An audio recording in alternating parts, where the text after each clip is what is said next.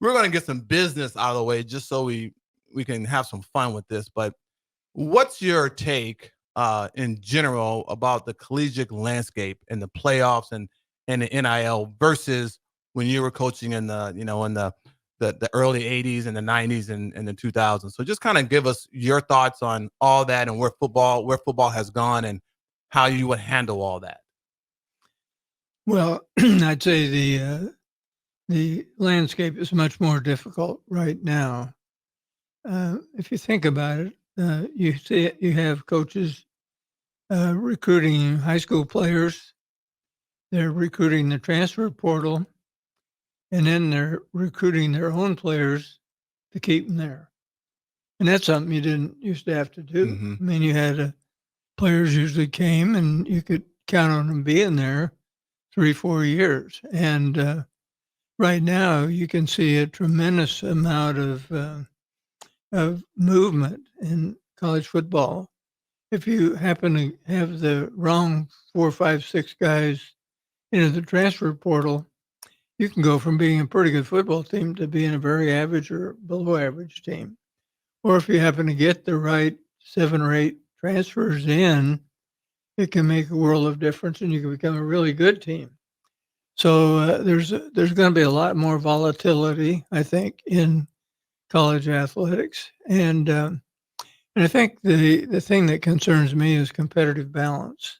Mm. I mean, there always was some lack of competitive balance. If Nebraska has a stadium that seats 80,000 and you have 80,000 every week, that's an advantage that some other teams aren't going to have. But the problem right now that I see is that it's kind of a bidding war, and I'm not sure exactly how accurate this is, but Phil Knight runs Nike, Mm-hmm. and Nike is part of the Oregon landscape, and Oregon is very good right now. Oh yes. Now, maybe they were going to be good anyway, but I suspect there's a lot of NIL money going into that program. And so there'll be some schools that might have 3 or 4 million in NIL, and other schools that maybe have 30, 35, 40 million. So it is possible to go out and maybe you can't absolutely buy a national champion, but you can come pretty But close you can to come it. pretty close to it. Yeah. Yeah. hmm It's interesting that you say that because um, when I look at these coaches today and the situation that they're in, and one reason why, one major, there's like 2 or 3, but one major reason why I came to University of Nebraska is that I believed in you and I trusted you. And you didn't promise me anything. You say, hey, we're giving up an opportunity to play quarterback. You'll do this, you'll do that. But you did. You said you did what you said you were going to do, and you had that level of trust. So I can only imagine recruiting a guy like me versus a guy like Broderick Thomas. I can only imagine what that conversation would be like. But I think, and you don't know this, but I think in this era that I still think players would trust you and be a little bit more loyal in that regards, and it wouldn't hopefully come down to the almighty dollar. But obviously you see how that plays a role in that. But we can't change what has happened. Did you ever see this coming when you were coaching? Eventually, that players would be compensated and the whole. I mean, Well, was that always in the back of your mind that you see that coming? we had a state senator from Omaha who Oh yeah. kept talking about paying the players, and so I could see that. And I think what happened, Steve, was that uh, when the TV money really escalated and coaches' salaries kind of went through the roof, people could say, well, these coaches are getting paid a lot more. So why in the world aren't the players participating somewhat too? So, but in looking at the Nebraska program specifically, one of the things that's been encouraging is that we have been relatively successful with the transfer portal. We haven't had a lot of people moving out. And I think that speaks well to the culture and Matt Rule, people Agreed. liking to play for him. And we've gotten some fairly good people who've transferred in. But it is something that's really disconcerting when you've practiced athletics as long as I have, and all of a sudden see all these changes. And I guess one thing that I have a little bit of optimism about is that the Big Ten and the Southeast Conference have the majority of the major college football programs. I think the Big Ten has 18 and Southeast Conference has 16 schools, and these are all pretty high level schools. And instead of competing and bashing each other, the Southeast Conference and the Big Ten appear to be cooperating, and I think they're wanting to try to formulate some guidelines that make sense.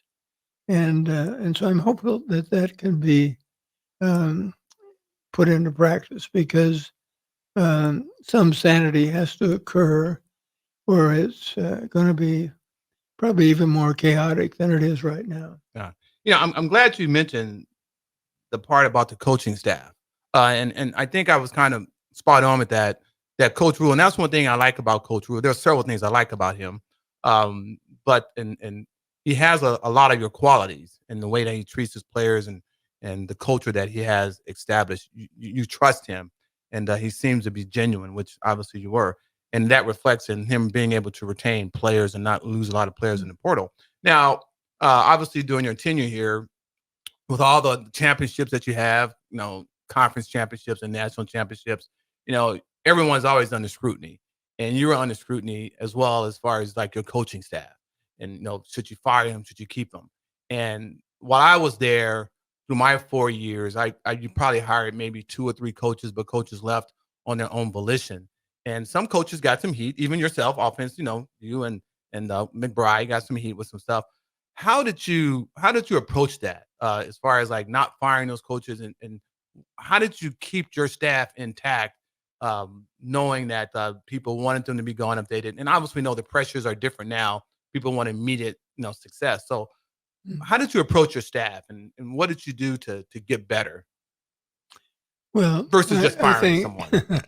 I think when you're an employee, how you're treated always makes a difference. And I tried to make sure that I listened to my coaches. It wasn't my way or the highway.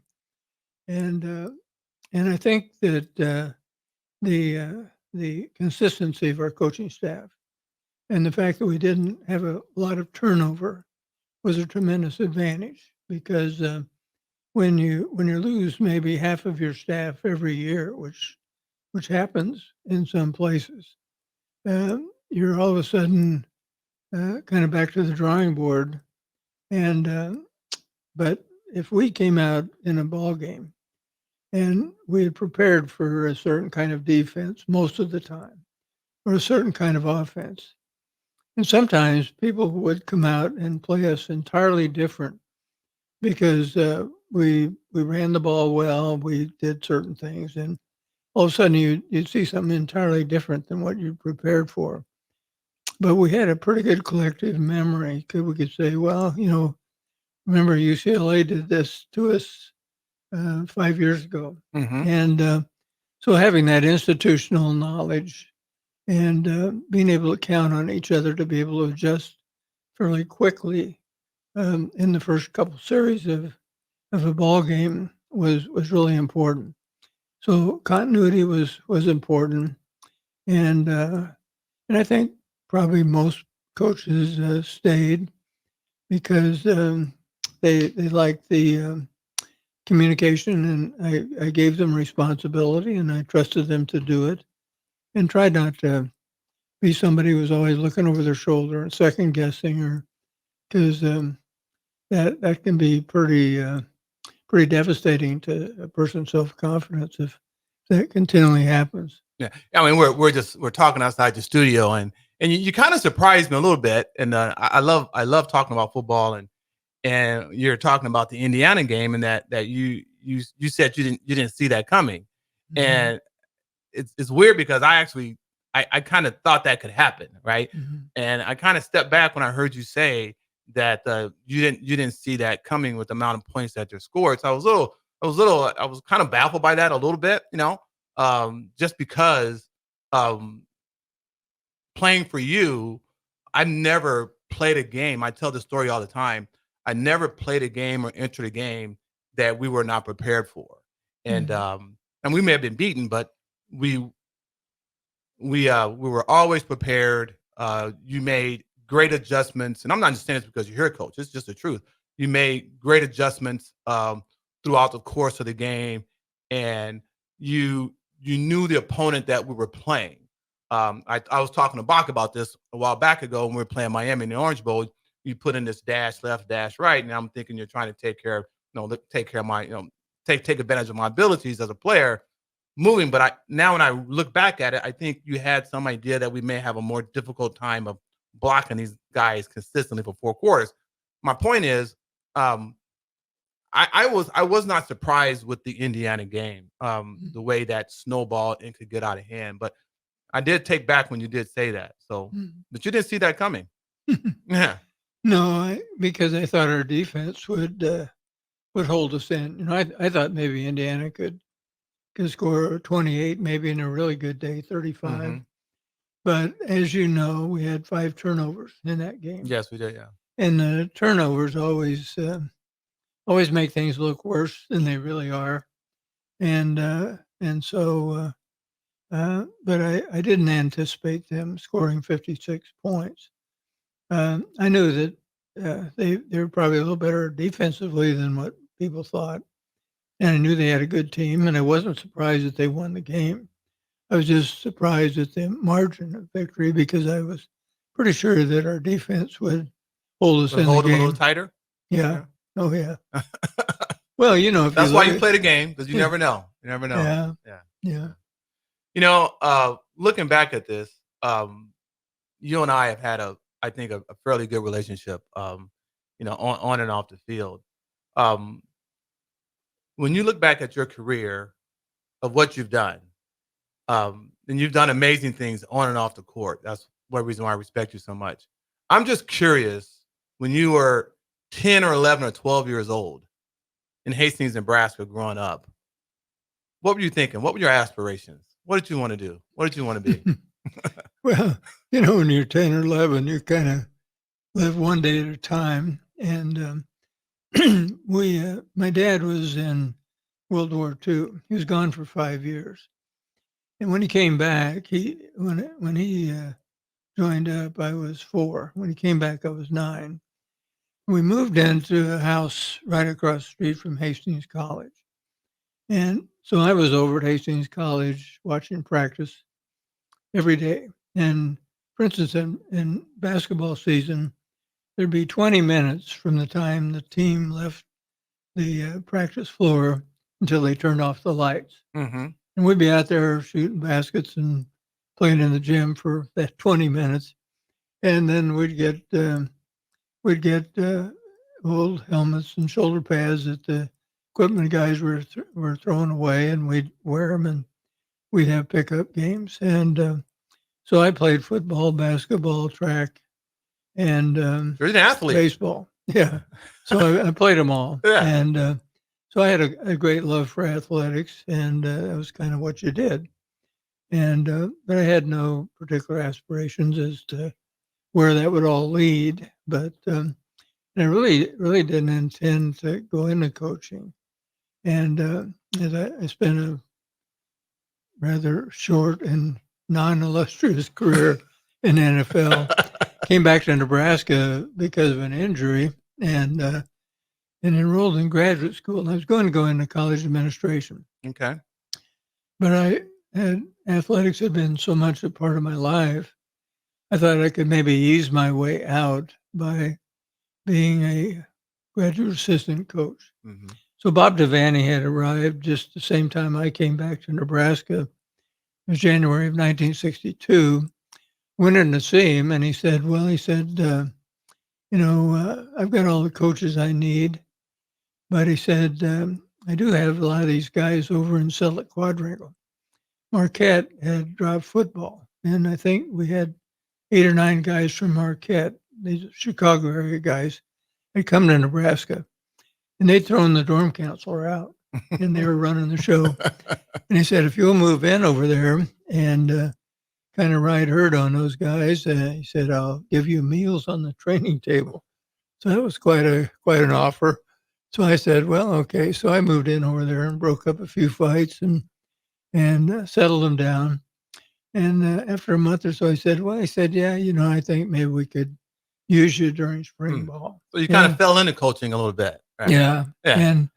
But I really, the only reason I was in coaching was because I just thought that as I went through my graduate work, that it would be something that I would enjoy doing, but it wasn't going to be my lifetime work.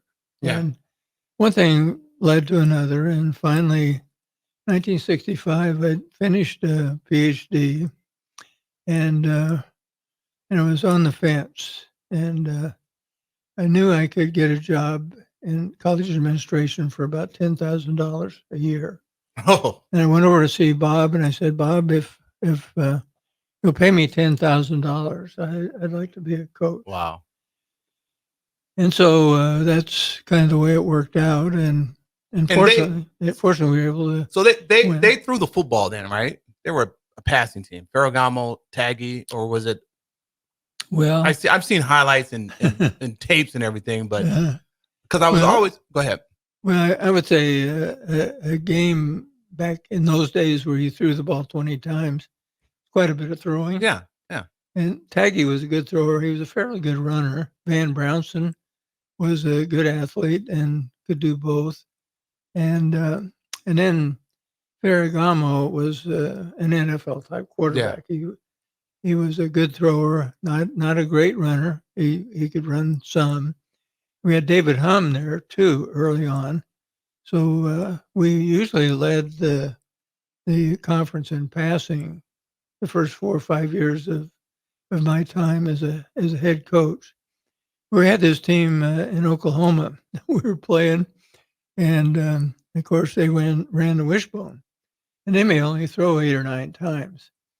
But I saw how destructive a running quarterback could be, how difficult it was to defense, and so we eventually began to move more and more to a dual threat quarterback. We wanted to have somebody who could throw, but we also wanted somebody who could move. I'm glad you mentioned that, because I've always had, and I talk about Nebraska all the time, and the reason why I came here and where I wanted to go and where I thought Nebraska needed to make that separation from being a run-oriented team. So the option was a thing of beauty.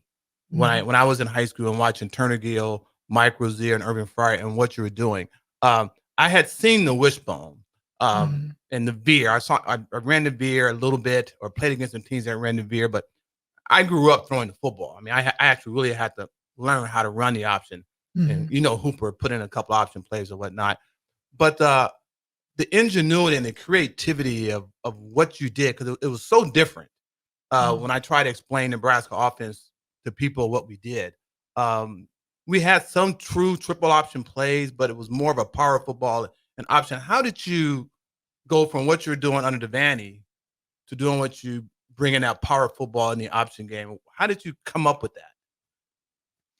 Well, I think we did adapt some of the things that Oklahoma was doing in option football to the I formation, and wasn't quite the same, but we included quite a few of those principles. And then we had a basic run I formation game, and as you know, we used a spread offense where we had 4 receivers on the field, and we used a variety of offensive sets.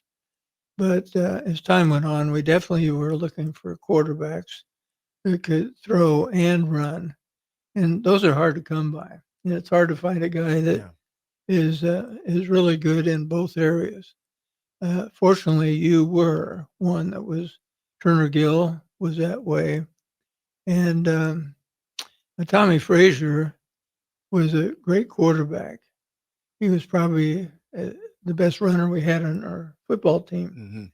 and he was a Quick. The good, dude was quick. yeah, he was quick, He was. I seen how and he was he was quick. he was a good enough thrower to do okay.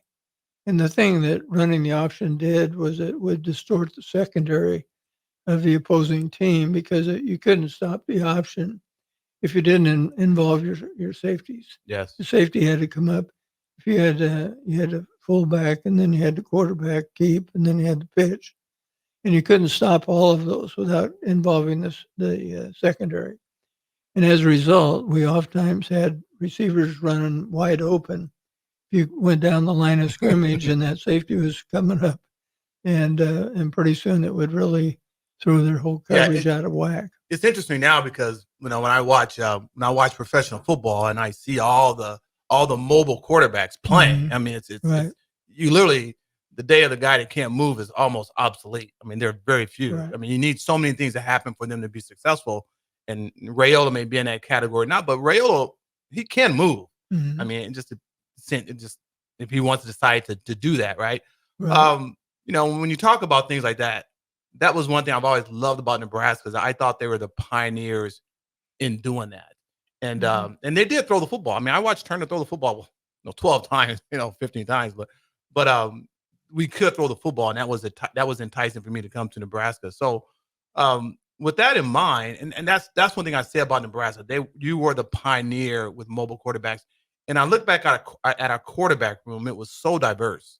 It was Mm-hmm. so diverse. Guys that can run, guys that can do both, one spectrum on the other. So I think that was a true reflection of what you were doing and where football was going. So I just want to thank you for that, first thing.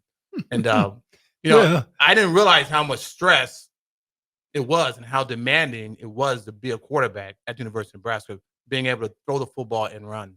Mm-hmm. So Well, you did a great job of it, and as you know, we most all of our plays were not necessarily predetermined in the huddle. We'd say 41 pitch check, and what that meant, if you checked and you went the opposite way, you went 49 pitch yeah. because 41 was not as attractive because of the defense alignment.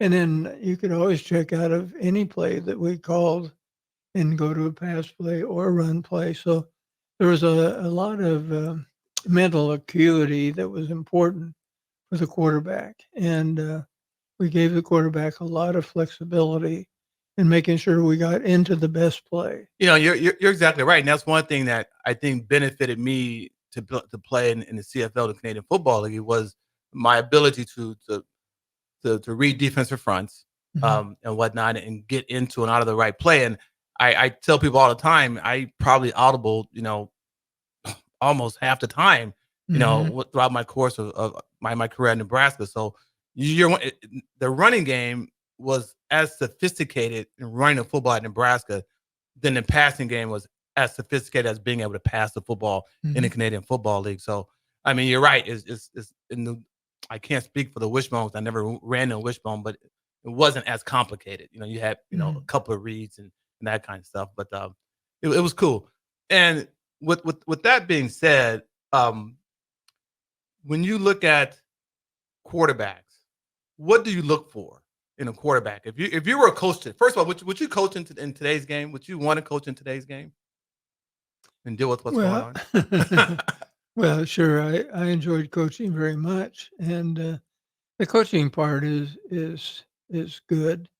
I would say a lot of the things we've already talked about, the NIL, the transfer portal, and some of the things that have occurred have made it probably less attractive. But uh, I would always want to have a quarterback that had mobility, and but it's hard to find a guy, Steve, that's a really good thrower and a good runner. Yeah. Both those guys are pretty rare, Well, and you're one of them. And I we're have a fortunate to confession have to some. make, though. I do have I've been holding this for years, and you may know this, you may not, but I do have a confession. I don't know why I feel compelled to tell you this, but my sophomore year, um, when we played Florida State, was my first Mhm. start as a sophomore. First true start as a true sophomore. Mm-hmm. I strained my hip flex Mm-hmm. late in the game, and I was not 100%. I was probably about after that game. I was probably about 60 to 70% that I couldn't run like I could before that game. I never said anything to anyone, um, just because I didn't want to lose my job. Right? I wanted to Yeah. stay the starting quarterback. Didn't I, want to give I up. would I would have been glad to listen to you. I know. So I do. I mean, we did all right. And I wasn't healthy probably until the latter part of the season. That my hip flex was back to 100%. That's before we went to Oklahoma and then the Sugar Bowl and whatnot. But I had to confess. And another confession is against South Carolina my sophomore year. I had my junior year. I had hurt my shoulder, my left shoulder, against UCLA early in the game. I came down on it and it was bruised. But I managed to play that game. I got an interesting story about that too. I ended up playing that game, but I bruised my AC joint, and you knew that, and you had me wear these larger shoulder pads, which I didn't want to wear, but I had to wear them because you're the coach, right? I like the smaller ones so I can throw. But anyway, so I was getting cortisone shots throughout the week for practice, and we're going to play. We played when we had Arizona State away, but we're playing at home, and it was better. And then we were playing South Carolina, and Broderick and I got into a little tussle in the just being guys messing around, and I popped my shoulder going into that game. It was at the Kellogg Center in the dorm, and I didn't say anything. Yeah, I played, and I actually played pretty good, but I took a beating that game. I was in the hospital, but most of it was because of my shoulder. I just had to confess that. But those are decisions that you make as players that you may not tell your coach or someone because you're competing, right? No, I didn't know about that. Yeah, I know you didn't. No. But I got You through and we won the Broderick. game. Cleat bailed me out and we won the game. But those are a couple of things. So I could understand somebody disagreeing with Broderick. Right? I Yeah. could see that. yeah, you know, so you have so many memories.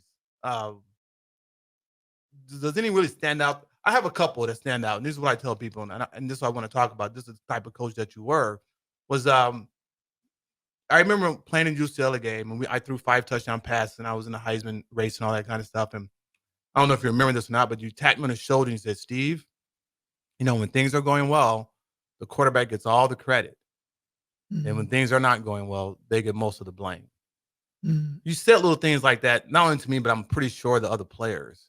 Was that the psychology in you, the doctor in you, or just being a coach, or what was it? Well, sometimes when people say, "Well, psychology," you're distorting the truth a little bit here and there. But no, I probably said it because it's true, and Yeah. and it's true of coaching too. When things are going well, people think you're a great coach, and then you have a bad game, and you're a bad coach. And unfortunately, the player that's probably most similar to the coach is the quarterback because True.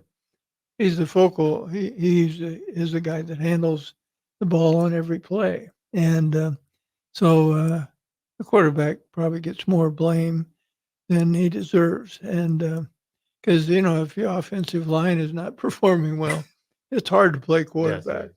And so it's all those pieces that have to fit together. But sometimes when you're up in the 50th row in the stands, the quarterback is probably more of a focal point than any other player. Well, we're gonna let you go here. I got a few more things I want to ask you. And I really appreciate you coming by and anything you want to say to Husker Nation, just for them to calm down on social media or in regards to the state of Nebraska program. Would you just like to just remind them? Well, the one thing I guess I would like to say to people who are listening, because most of the people I guess that would listen to the station are pretty avid fans, and that is that the Nebraska fans are truly a major part of whatever success we had. Because if you think about it, 7 straight losing seasons, there's hardly any program in the country where you would have a sellout crowd. You'd have 30, 40% of your seats empty. and we still have a sold-out stadium, and that this is something that's um, probably the greatest advantage we have. Is the thing about it is that with that interest and that devotion to Nebraska football, also there's another side, and that is that. And I remember thinking this, most places football goes for 3 or 4 months, but here Not here. you're under the microscope 12 months a year, Yeah. and so, but I do think that the fan base has been remarkable, and the resilience has been remarkable, and it certainly helps recruiting. And I think eventually we'll work our way out of this, and I think Matt is doing a good job, and so hopefully we'll return to some pretty solid results on the field too. Yeah, you're right. I'm going to put you on the spot here a little bit. I can't let you get away unscathed, and your time is almost up here. So I'm just going to throw some names out at you, and Bach, you can chime in anytime you want, and just kind of tell me the first thing that comes to your mind and about these particular players, and we'll leave it at that. Johnny Rogers. Well, Johnny was a guy that could probably hurt you more ways than any player that I coached. He was a great return man, punts, kickoffs, but he also ran the ball well from scrimmage, ran counter plays, and then he was a great receiver. And Johnny wanted to play defensive back, and he would have been a great defense. The guy at Colorado right now is a player that's playing both ways. Yes. And Johnny wanted to play both ways, but Really? he was doing so many things offensively. He only weighed 170 pounds, and we weren't sure that he'd be able to hold up, Okay. But he was a very versatile guy and very competitive. He never fair caught a punt. You think about that in today's age. That's crazy. You see guys 8 or 10 yards from the guy catching the ball, and they're signaling for a fair catch. Johnny had guys, 2 or 3 people within 1 yard of him, and he never fair caught a punch. And sometimes he came out of that and made 40 and 50-yard returns. So he was pretty remarkable. Okay, what about the triplets? Mike Rozier, Turner Gill, and Irving Fryer. What comes to mind when you think of them? Well, they could score in a hurry. And they were it was probably pretty hard at defenses because Turner was a good thrower, a good runner. Mike was a great ball carrier, and of course won the Heisman. And Irving was the number 1 pick in the NFL draft. Wow, I remember that. Yeah, he had great speed, and of course he was a good receiver, but a good return man too. So they could put numbers up there in a hurry. We had Mark Shalene at fullback, and he ran a 4.5 40, and he could hurt you. What kind of impact did Broderick Thomas have on you? Let's put it this way: Broderick kept me on my toes. You never knew what was going to come out. I remember one time when I was recruiting Broderick, and his dad said, said, "You win games with your mouth," and and I said, "Oh no." And some of that I think carried over to Broderick. He would come off in a press conference and he'd challenge the team we were going to play, and I'd say, "Oh no, Broderick, we got enough problems without doing that." But he was a great player and a good guy, and but he would speak his mind. Yes. Let's put it that way. I learned a few things or two from Broderick. But anyway, Coach, I won't keep you any longer. Thank you so much for coming. I got the most love and respect for you. So, wait, are you going? We're not going to go fishing today, right? No. That's one thing I want to do with you. I want to go fishing with you. My brother's an avid fisher. He loves to fish, and he's going to come to Nebraska. So I'm going to call you, and maybe we can go out fishing before. Okay. Yeah, before whenever. Yeah, we'll catch a few. Yeah, that's right. All right, Coach. Well, it's Thanks good so to much. talk to you, Steve. I always enjoy it.